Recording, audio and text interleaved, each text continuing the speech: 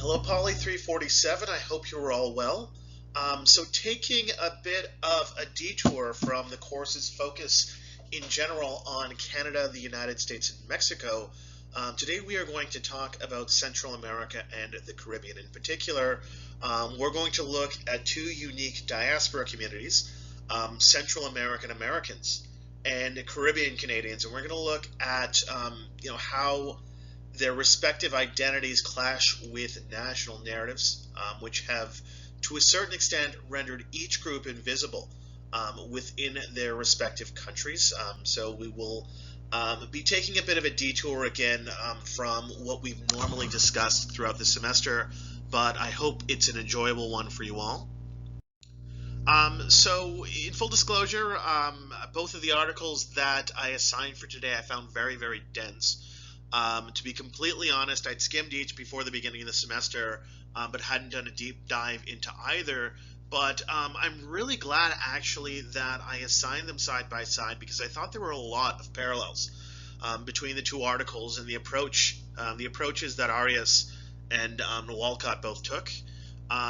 What I was able to infer, and I'm interested to get some of your opinions as well, is there was a unifying theme of erasure, in that hegemonic narratives in both the United States and Canada of cultural identity render both Central American and Caribbean inhabitants of North America largely invisible, in that we have these grand racial narratives that to a large degree exclude both groups when we think about essentializing the different racial categories in North America. So erasure here, it's become something of a buzzword in academic and kind of social media and kind of social circles, but it refers simply to a practice or a habit of collective indifference that renders certain groups in society invisible by virtue of not being recognized as distinctive or not being recognized as a group that is visible in society.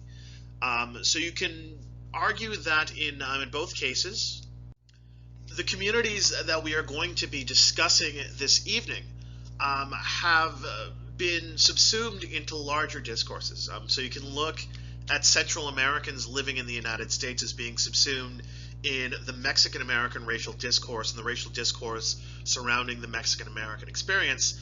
And in a similar vein, Black Canadians, who are mostly of Caribbean ancestry, currently inhabit a African American meta-narrative, especially in the domain of popular culture, which happens to be the focus of Walcott's article.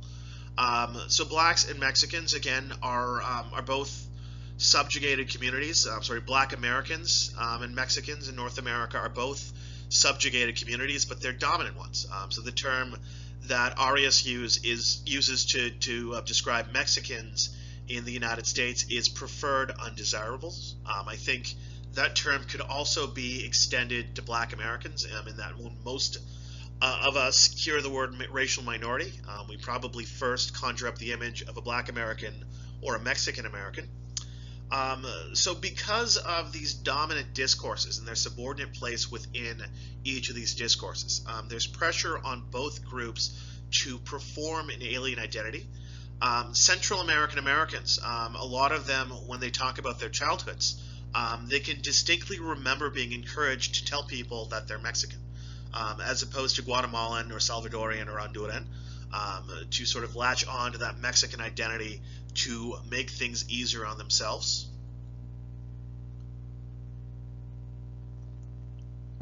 And in a similar, although much less dramatic and much less tragic vein, Black Canadian artists who are looking to pivot into the United States market, the much more lucrative United States market, are often pressured to adopt musical stylings and customs and utterances of Black Americans in order to, again, attain commercial success down south of the border where it counts.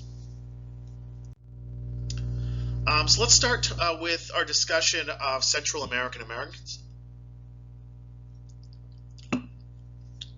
So I want to start by pointing out that all of the data I'm citing here has been taken from the Migration Policy Institute. I actually recently uploaded a article, kind of a brief or a summary of Central Americans in the United States that was written last year, published last year by the Migration Policy Institute onto Moodle, and that could be a good resource for your policy brief. But at present, there are about 3.5 million Central American immigrants, so documented Central American immigrants who are in the United States legally.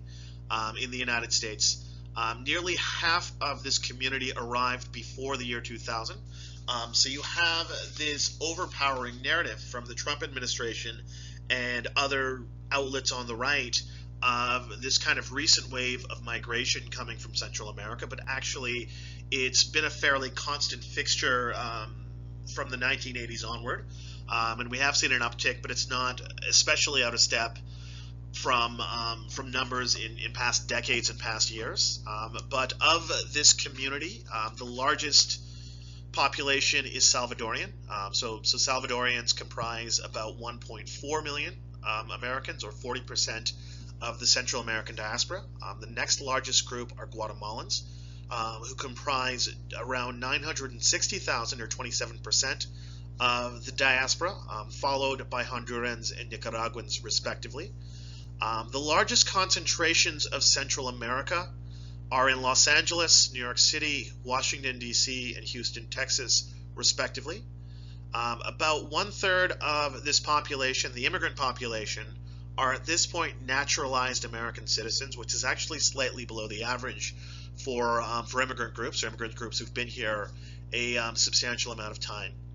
A further estimated 1.65 million Central Americans live in the United States currently without proper documentation. So this is about 10%, or just over 10% of the some 11.5 million estimated undocumented immigrants in the United States. So certainly a large proportion, but not an overwhelming proportion, of undocumented immigrants are of Central American ancestry. So here are just some facts and figures. Here is a visualization of where Central American Americans live.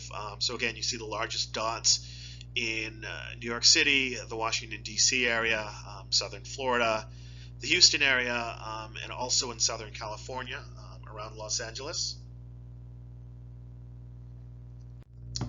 And here is a visualization of when Central American Americans came to the United States. So again, despite the narrative you're getting from the media, just under half of Central Americans who are currently in the United States entered prior to the year 2000 and have been here 20 years or longer.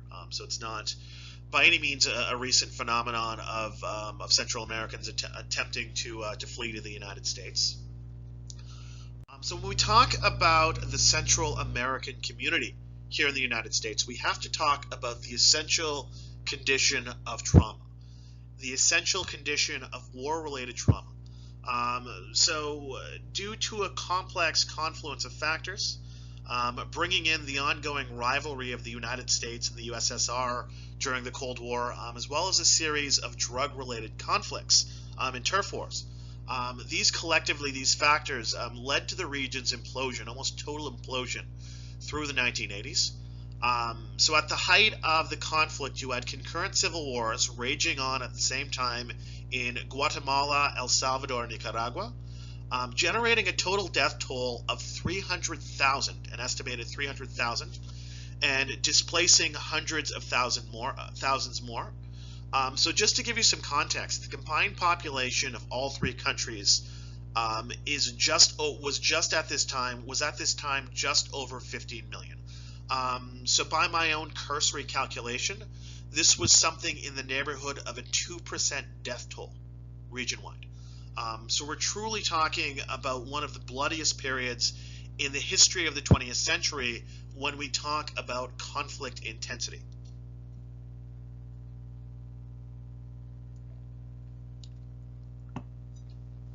So since the 1980s, some 4.4 million displaced Central Americans have since sought refuge and settled in new countries.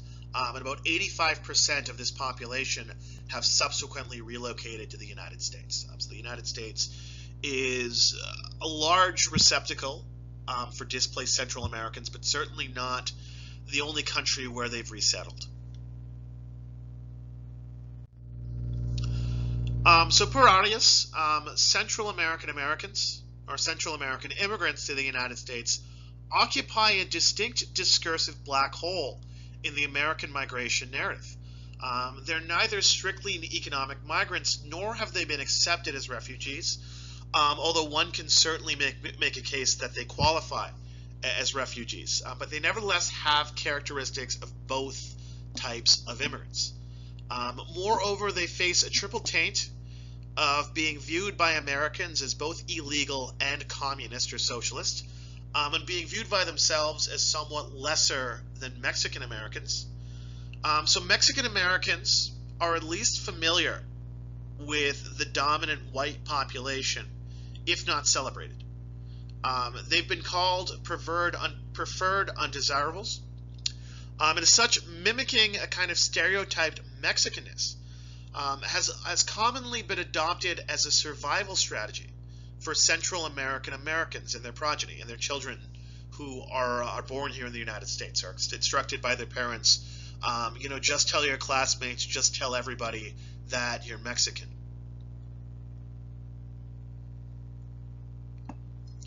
So this fundamental loss of identity has placed a double burden on top of pre-existing war-related traumas. Sort of per Arias, Central American Americans had to cope not only with the trauma of dead relatives or villages razed, but also with the angst of having to pass for Mexican. So you have a loss of identity that's stacked onto the existing burden and collective trauma of having survived a war and having been forced to flee a war-torn country.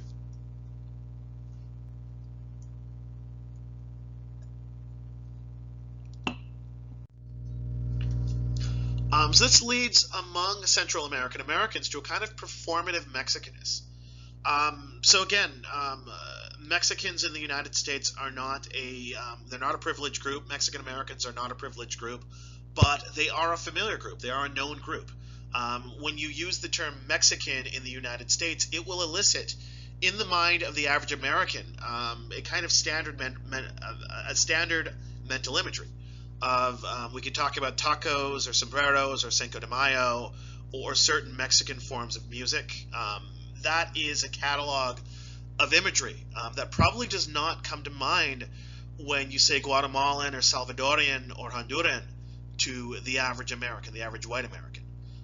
So there's a certain level of symbolic capital that comes with Mexicanness that Central Americans cannot themselves utilize as a cultural resource. So the fear of not belonging and the fear of being identified and exposed and deported forces Central Americans to parody ethnic stereotypes of Mexicanness. This is what Arias calls a process of performative transvestivism. So it's a very kind of colorful vocabulary for a lot of what's going on.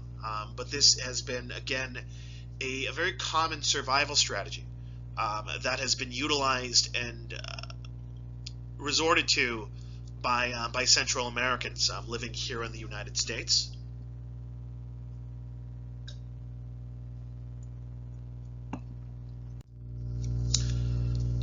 So this compounds a pre-existing culture of silence. You don't talk about the war.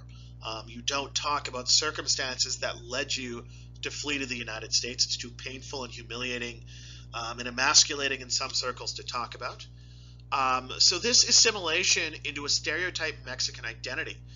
So not an authentic Mexicanness, but a stereotyped Mexicanist that is often created and perpetuated through American popular culture and American caricature.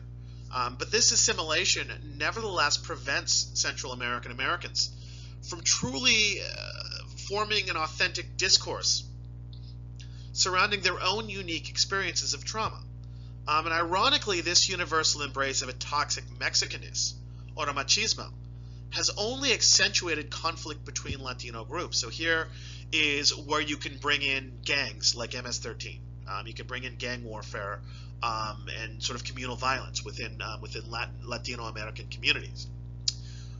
Moreover, this culture of silence works to the detriment of any type of political activism or mobilization bringing together Central American Americans. It stifles the possibility of a truly distinct Central American political identity. So we're not talking about collective traumas, both back home and here in the United States. The group refuses to build on its victimization, and it refuses to attempt to obtain any type of distinct recognition or privilege on the basis of that victimization. So the inherent non-identity of Central American Americans negates any possibility of a distinct and effective identity politics on the plane of Black American identity politics or Mexican American Chicano identity politics. So this is not only an issue within the community, but it's an issue that precludes the community from an effective type of political mobilization to potentially have their grievances and have their political preferences and political desires to end up on a larger political agenda.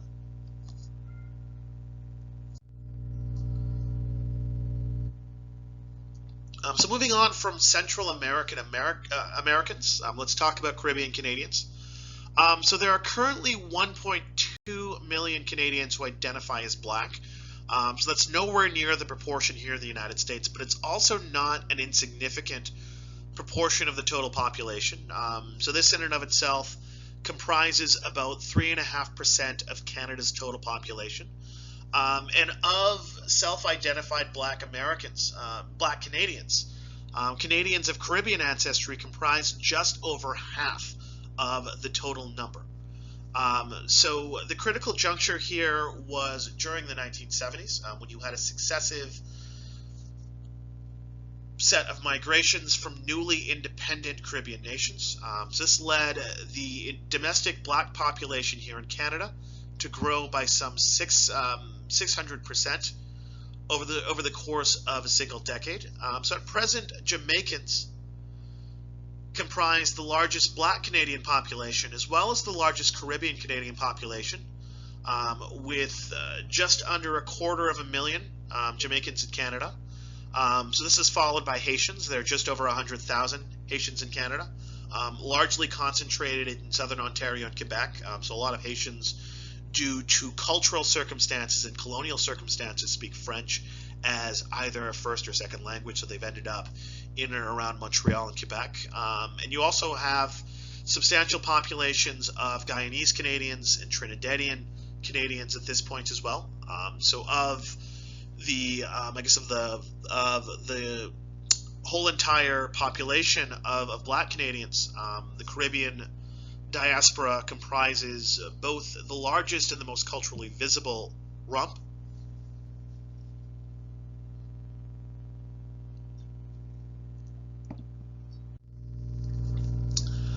So I have I'm going to add to the video description a scene from a skit from Saturday Night Live a few years ago, in which music recording artist Drake portrays a Black Canadian in a game called Black Jeopardy, which is a motif, which is part of a sequence of recurring skits on Saturday Night Live. So I'm going to attach that to the video description and hopefully have you watch that and enjoy that.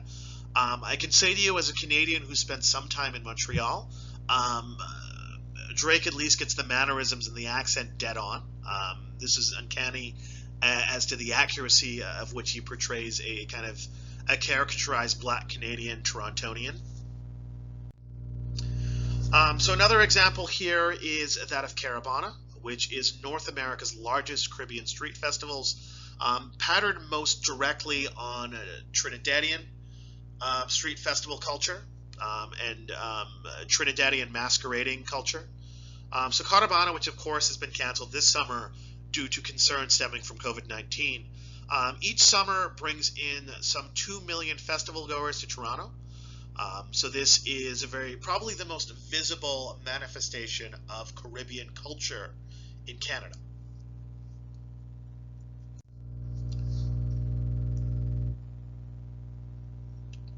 So moving on to Ronaldo Walcott's take on Caribbean popular culture.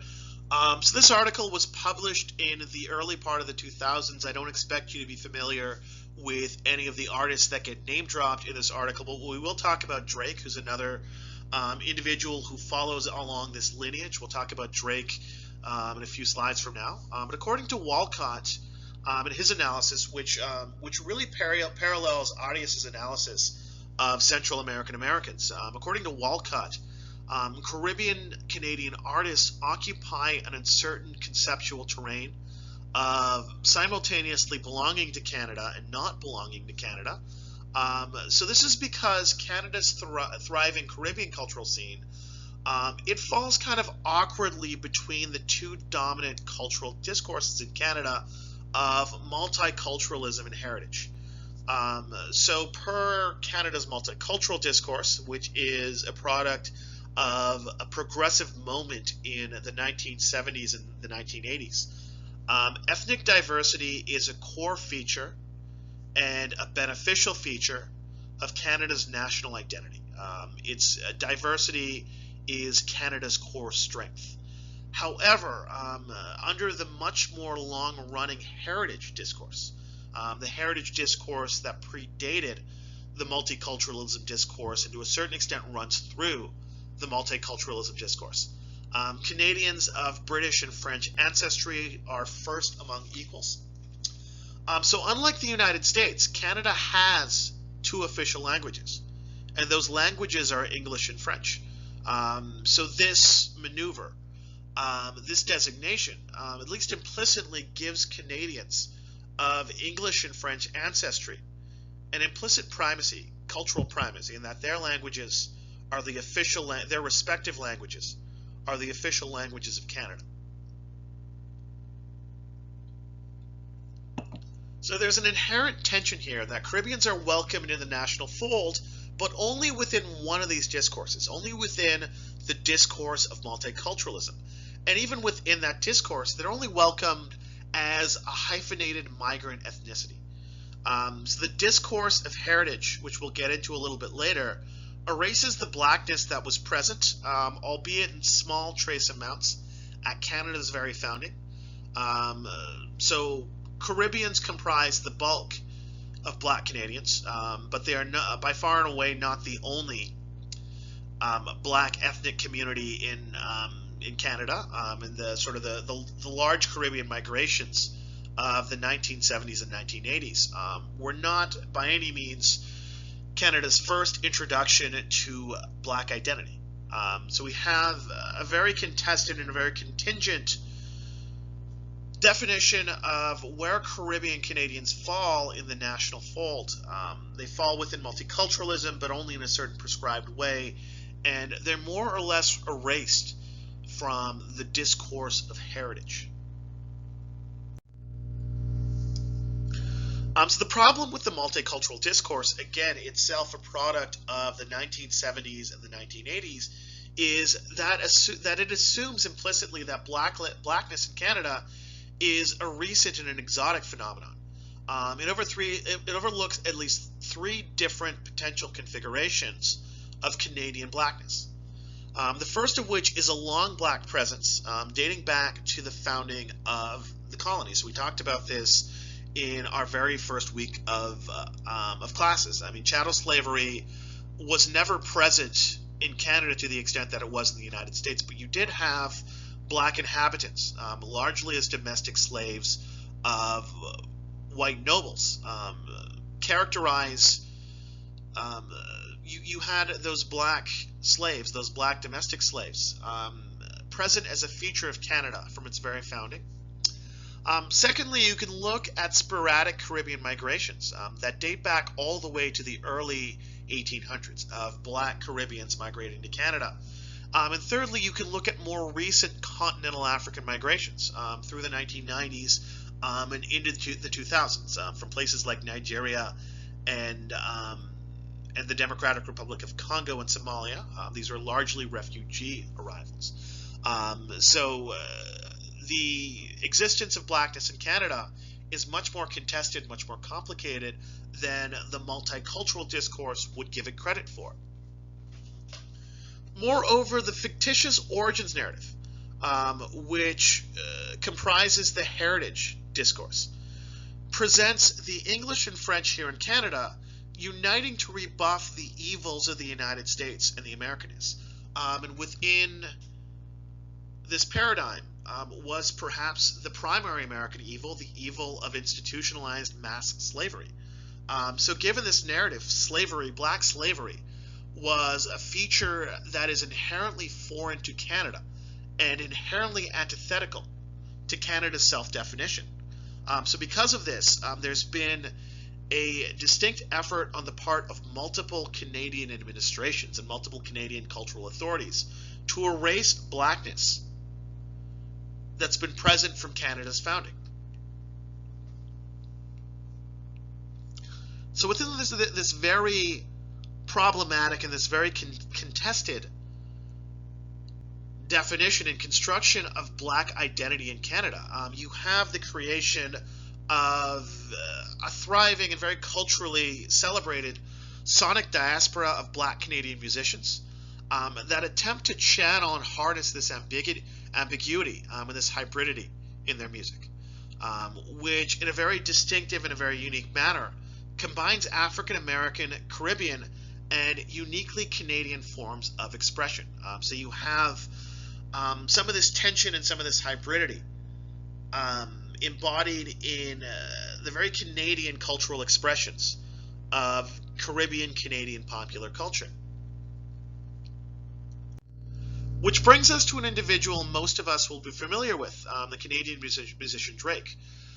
Born actually a few months after me in the year 1986 as Aubrey Drake Graham, born in Toronto to an African-American father from Memphis, Tennessee, and a Jewish Canadian mother.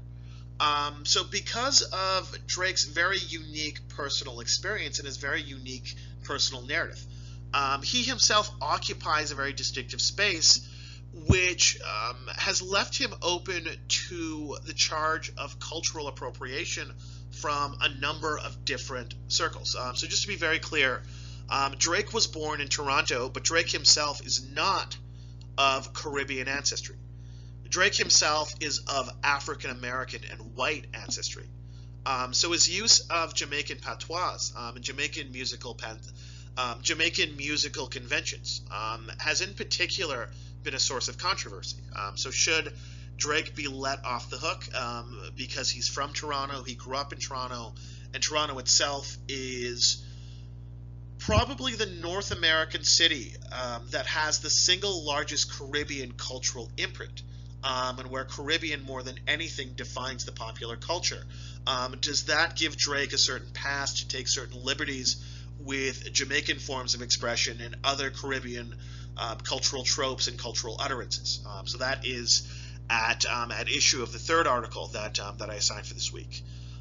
So we'll leave it with what I think is kind of an interesting pivot from the two media articles as to where exactly does Drake lie, to what extent can Drake get away with channeling some of the Caribbean Canadian forms of expression that are embodied in the Walcott article. So I will leave it there. I hope in particular the material that I've covered on Central American Americans will help you all with your policy briefs. I look forward to discussing those with y'all and eventually reading those. So thank you for your time. I will leave it at that. Have a wonderful rest of your evening. Good night.